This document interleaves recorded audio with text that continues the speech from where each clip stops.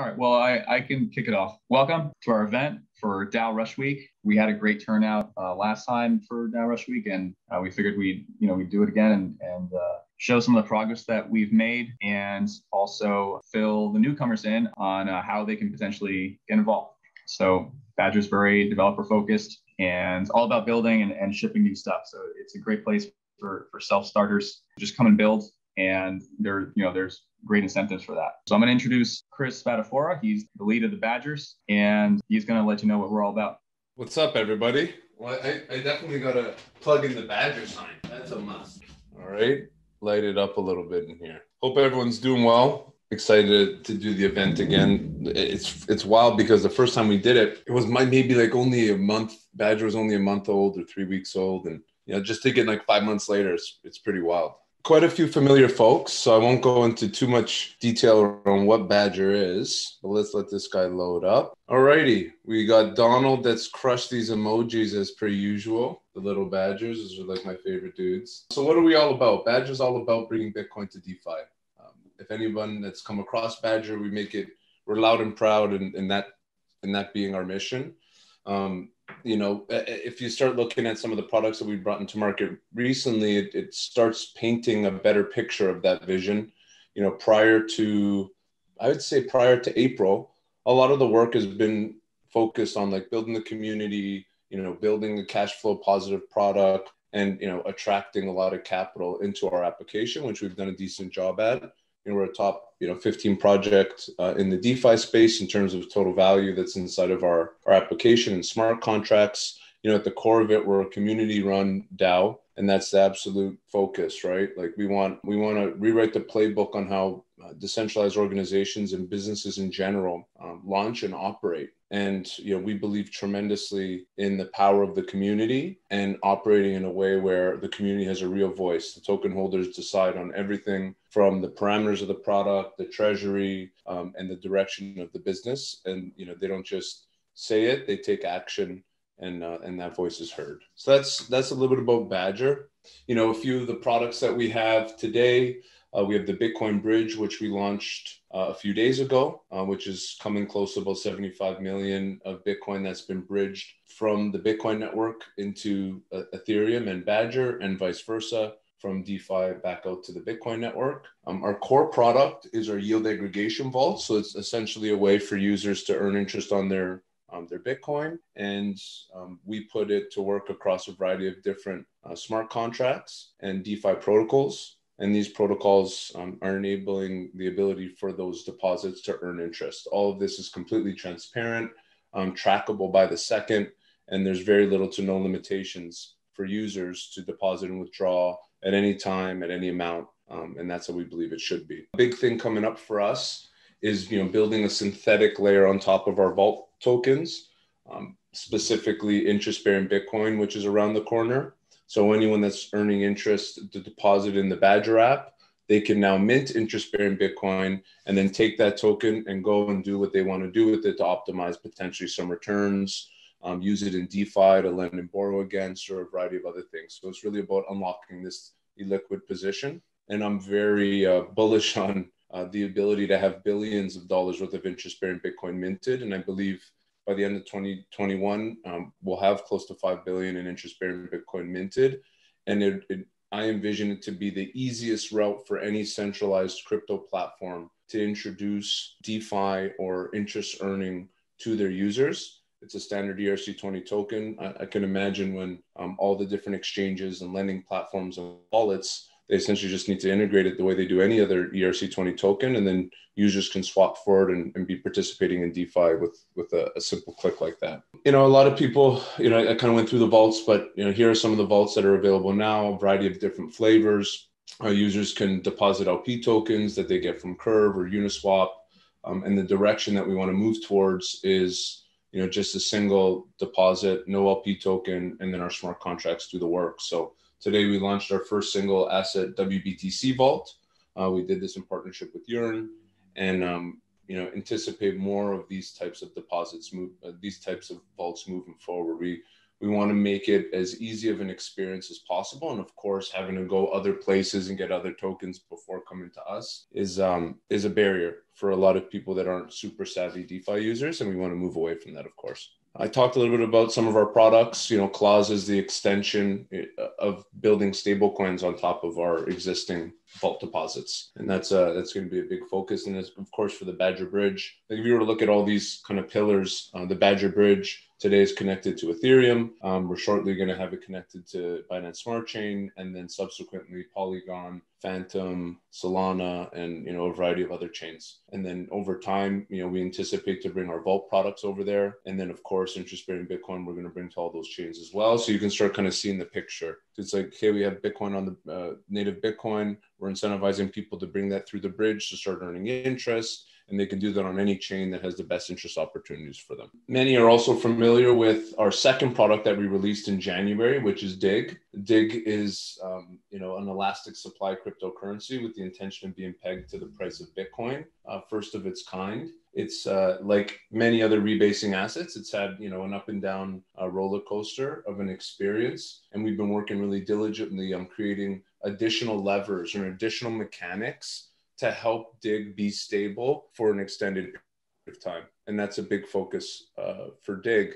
With the rebasing mechanics that we put forward, which are very similar and built off of Ampleforth, we realized that without some additional external mechanics, it really doesn't allow for staying pegged to the price of whatever the underlying asset that you're looking to peg to without those mechanics. So we're introducing a few over the coming weeks. We built a stability vault that essentially buys and sells at the right time to keep the price close to the price of Bitcoin. That's just completed audit, and it's going to be live in the experimental zone, hopefully end of next week. And we're also introducing rebase mining starting next week. And it's a new form of liquidity mining, if you want to call it. It's a new program that we put together. We feel it's relatively innovative. And essentially, instead of earning rewards for providing liquidity, you earn rewards by taking action. And the action in this case is ensuring that DIG is in a positive rebase zone, which means it's above at least 5% the price of Bitcoin. And on a daily basis, if it's like that, you'll earn rewards at the end of the 30 days. The more days that it's above the price of Bitcoin in those 30 days, the more rewards that you earn. And ideally, the loop that we want to create is, people are actively working to keep it above the price so that they earn more rewards and their APY is higher, of course. So we're really excited to see how this comes to light, and we partner with UMA to do this. And the other kind of pillar to Badger is like our Annex. Our Annex is our incubator program, and the first project to pass through the incubator program is Zero Confirmation. It's a protocol that allows for you to take any asset from one chain to another chain in under a couple minutes. So we anticipate to integrate this inside of the Badger Bridge so that, again, users can take Bitcoin and start earning interest on it within a couple minutes versus an hour plus, which is the current situation. And then we hope to have many more projects that incubate within Badger that can take advantage of, obviously, the capital that Badger has, really have a strong community to give their message to engage, to participate in their protocol. And then, of course, to have, our application and our protocol for them to integrate with to accelerate, the users and the capital within their system. Of course, we like, Badger's a pretty fun brand. So we've done a variety of different design contests. We've done a variety of different NFT initiatives. One of the most recent ones, we did a jersey drop, and we sold out 200 jerseys for 400 grand in 30 seconds, which is pretty wild. So you got a physical jersey plus an NFT jersey that could be used in the app for an APY boost, which should be coming live in the next week and a half, maybe 2 weeks.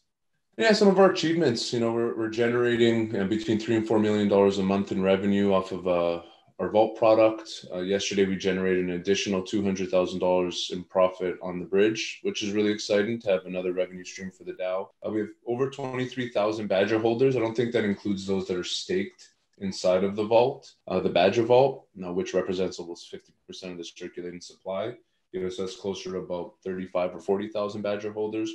We're proud to be one of the largest owners of Gitcoin ever. We allocated 420,000 Badger tokens at launch to Gitcoin, which at today's price is about $14 million.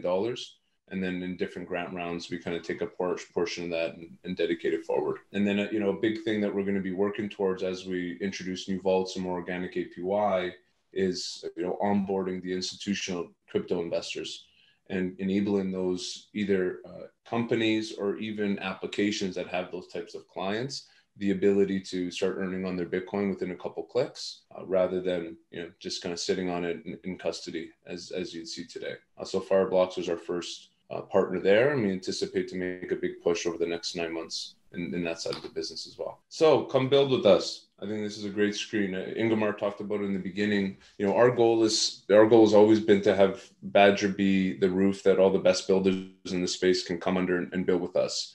We have a lot of different incentive programs, but it's more just about the environment, right? We're an open organization. Anybody can come get involved, work on something small, work on something big.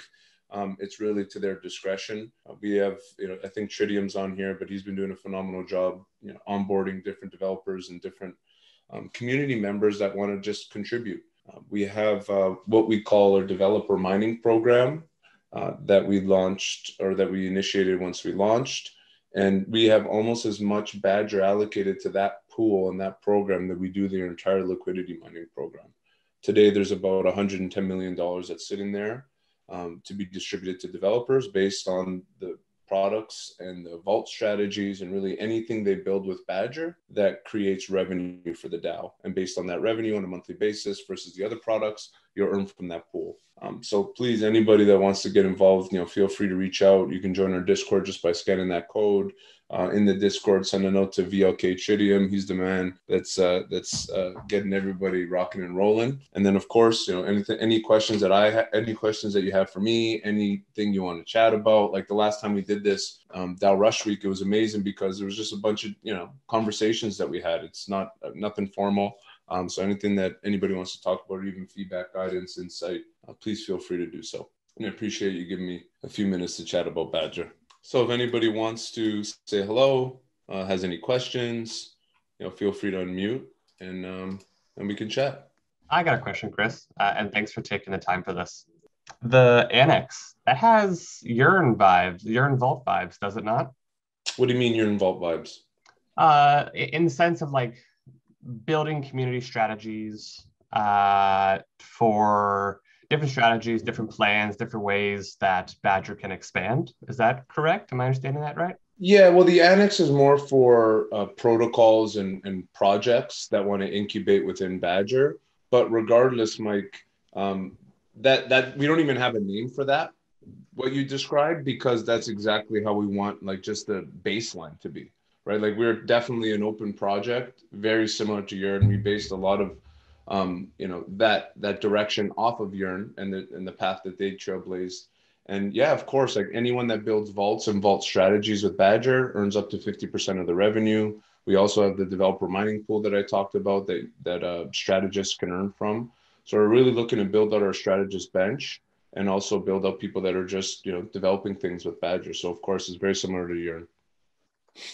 Anybody else want to say something? Have any questions? Say hello. Hi, Chris. Can I ask a question? Yes, sir. Hi. Well, thank you for taking time for this also. I wanted to ask you, like, what do you feel are the main challenges that Badger nowadays has? Well, I'd say for Badger, the main challenge is one, recruiting high quality smart contract engineers. But two, from a product perspective, we can call it what it is. We've been around 5 months. For the most part, we're the most trusted place to put your Bitcoin to work in DeFi. But, our underlying APYs, the organic yield that's generated through our vaults, it's not sustainable, right? It's a couple percentage points. And then we use Badger and dig rewards to fulfill the rest of the APY requirements that users have. So a challenge for us is really restructuring our vault product, very similar to, what Yearn had to do in October. And restructure our vault product to have a better user experience. So you can deposit, one token and it has 10, 15 strategies on the back end. But more importantly, just develop those strategies and work with different, developers, protocols, partners, similar to what we're doing with our Yearn launch today, But the vaults are the lifeblood of Badger. They're like the nucleus. And if we don't have the ability to create sustainable organic yield in those vaults for Bitcoin, then we don't necessarily fulfill that value, that vision, and that mission that we've put forward, right? So that's the challenge in front of us, is restructuring the vault infrastructure and really building up, similar to Mike's question, like building up more of a community of developers that want to build with Badger. And, today we've had a handful of great partners and great developers building with us. At the same time, a lot of that's been on the Badger core team shoulders. So we most certainly want to extend that and just have as many people as possible kind of building with us. And I have two more questions related to this. The first one would be like regarding this this challenge you mentioned. Do you think you and of course all the core Badger team have like certainty on how to solve it, and you just need time to work on it and more resources, or do you think like you could benefit from additional help from outside of from your community or from people that you haven't reached out yet? Yeah, we want as many of the community members to get involved in whatever way they think makes sense. The more hands, the better from a technical perspective. But we have a very clear path. We have, in relation to the vault upgrades, we have a strategy and plan that we're putting in place as we speak, along with, kind of the overall product vision, which we spoke to, right? Build a bridge connected to a variety of chains to make it easy to bring Bitcoin in. We have the lifeblood of the Badger ecosystem, which is our vaults and the ability to earn yield. And then we have interest-bearing Bitcoin and other synthetics like claws that allow people to still earn interest on their Bitcoin, but continue to participate in DeFi rather than being locked in that interest-bearing position, right, without liquidity. So we understand where we need to go. We tend to push ourselves a little bit. Like, it's only been 5 months, but we want to move as fast as possible. But of course, security is the most important thing for us, and it always has been. So we tend to move a little slower than others. But regardless, we want to do that to ensure that the users' funds are the top priority for protecting. Yeah, and just to elaborate on that from what Chris is saying, I think like the thing that is slowing us down, or the thing that's most critical to us, is being able to generate yields on Bitcoin, right? So finding strategists, finding people who have some idea of how to find that is like super important, right? Wherever it comes from. If people have ideas about how to like make money off Bitcoin, then we're down. And then I think the other thing is that we are a bit backlogged by kind of like audit and testing right now, right? So we really have like a few really senior Solidity guys that have to look over every contract. And one of the things that I'm trying to figure out, although it might take a little while, here, let me turn my camera on, is how to develop that out somehow, or how to like get more people in, or how to get to the point where we can speed up our audit function so that when guys come in with strategies, we can quickly get them out the door. Okay, super clear. Like, just from a personal standpoint of like point of view, I think you are shipping like pretty fast, although you say you are not in the desired pace. So I wouldn't imagine like what the desired pace would be. But yeah, congrats guys. It's it shows that you've been working on it. So congrats on that. And my last question was like, I don't want to like monopolize all the time in the call, but I wanted to know like, what's your long-term vision for the Badger team? Like, are you trying to build like having everyone on a core team, or you would prefer like having a core team that really knows your infrastructure and your products, and having like people from the community like working like by season or by product, or just like let's say contractors? Well, we want to grow our core team as much as it needs to grow. We also don't want to be a fat organization. I'll use that term lightly, but neither here nor there. Like I said earlier, the goal is to have as many builders from the industry, and anyone really that wants to build products to accelerate Bitcoin and decentralized finance or open finance, right? Those could be whole new products. Those could be yield strategies, as Tridium was suggesting. Those can be a whole variety of things. But the whole idea is like, let's build together, let's build open source technology, and let's build in the open, right? And building in the open means anyone can build with us. And it's going to take us some time to just build the right processes to enable people to start building quicker and digest the data necessary to actually build with us and on us. But I envision a world where thousands of companies are connected to the Badger smart contracts because it's the best and most efficient way for them to offer a yield bearing product to their users for Bitcoin specifically. Cool. Well, thank you very much for the answers. No problem. Thanks for the questions. Keep it up. Anybody else want to ask some questions? Say what's up. VLK is a nice new haircut. Finally, it took me 5 months to get to a barber. This is why I'm not taking my hat off. Why do you think I wear a hat every time you see me? I saw Victor had a question, but I have a question after his related to the same thing in the thread. Sure. Victor, shoot. Is it in the chat box, Mike? Yes, it's in the chat box. Okay, I just have my screen. It basically says, like, how do you describe the main user of Badger? Is it an institution or private crypto investor? If you need to select one, who would that be? Of the users today, I say the users today are super DeFi users, right? They're not retail, they're not institutional, they're just, the DeFi, let's call them the DeFi degens, which is myself. This is primarily who the users are. And Badger is a great example of, the current state of the application, where it is today. It wouldn't cut any type of mustard to be in front of retail. And even from an institutional standpoint, like, it's confusing as heck, right? It's like, oh, I got to get this REN BTC Curve LP token. I got to do this with it. But I don't have it. Like, where do I get it? And there's no information that tells me where to go. And like, do I get charged at both times? Like, it's just super confusing. So, we want to make it easy for anybody. That's the goal. What we want it to be is you come to the app, it all literally says is deposit Bitcoin. You kind of choose, if you want to be more risky or more conservative in your APY threshold, and you click deposit. And a minute later, you're earning on that Bitcoin. And in the background, we're wrapping it in different forms of Bitcoin. We're bringing it to different chains. We're optimizing the yield. But for the user, it's just a very clean experience. We're actually going to be working towards a mobile app in partnership with a company that will most likely release in the next month or so, where users can go right from their bank account, 100 countries in the world, right into earning interest on their Bitcoin in the mobile app. So we're really excited for that, and that's a step forward towards providing these types of services to retail. Have you guys thought about going on something like Anthony Pompliano's podcast, where like they're huge Bitcoin fans and like discussing the bridge to Ethereum without having to be Ethereum at all? Yeah, listen, I love that stuff, right? Like, I can talk about this shit all day, and I've done a few. I'm going to be on Real Vision next week, and I think that's a pretty Bitcoin focused, more old school type kind of approach. So I'll be spreading the good DeFi word there. And yeah, like Pump's podcast would be cool. I think, the last, there was a little bit of heat. It must've been like a month ago, because they were talking about Sovereign, and, they were an investor in them, and they kind of did this whole thing, and everyone's like, well, that's not DeFi. And, I know the Sovereign crew, and they're good guys, right? They're trying to build products. Like, if you're a builder, you're A-okay in my books. And there's a lot of different approaches.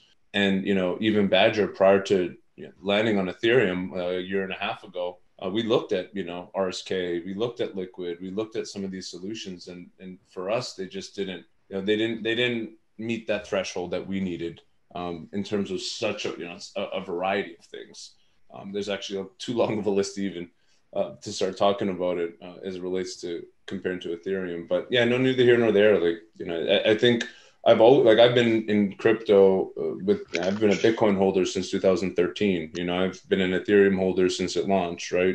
So for me, I've never been on one side or the other. I always believe that, this is one mission. We're trying to push one industry forward, and it makes sense for, different tribes within that industry to just try and rip each other's throat out. It's just ridiculous. Yeah. Hey guys, Mike here. On that topic, how has the reception been from the Bitcoin community in general? I know there's a lot of maximalists who are a bit sensitive to going on to Ethereum. Have you gotten some feedback from Bitcoin maximalists or the community in general? Yeah, maxis and the community are two different things, but like maxis, I don't even bother talking to. Like, the conversations are just so ridiculous. Because they start talking about like Ethereum's a controlled chain. Like, the minute it touches Ethereum, it's a joke. Like, how can you even have a conversation there, right? Like, it doesn't even, it stops before it even starts. I'm not, Badger is not focused on appealing to those people. You know, they'll have to learn on their own, because, you know, this is the new financial system that's not just necessarily going to be in crypto, but it's going to be for everybody. And, you know, a lot of the things that people complain about today as it relates to decentralization, you know, users don't give a fuck about that. You know, especially retail users don't give a fuck about that. They just want like a clean experience and good support as they use different applications and products. And we're ways away from that. But when we get there, it's not going to, there won't even be a maxi conversation, right? You know, it's not going to be anywhere close to that. So, yeah, that's how I see it. Anybody else have any questions? I see a question from the Tea Master. The new WBTC farm, we like to call them vaults. The staking being retired. Does this mean that you don't necessarily need to stake? And if so, what happens when you've already staked? So staking is going to be retired, I think, either later today or tomorrow morning. Don't quote me on that, but you know, the team's working diligently to do that. Right this second, you would need to stake to get the extra Badger rewards.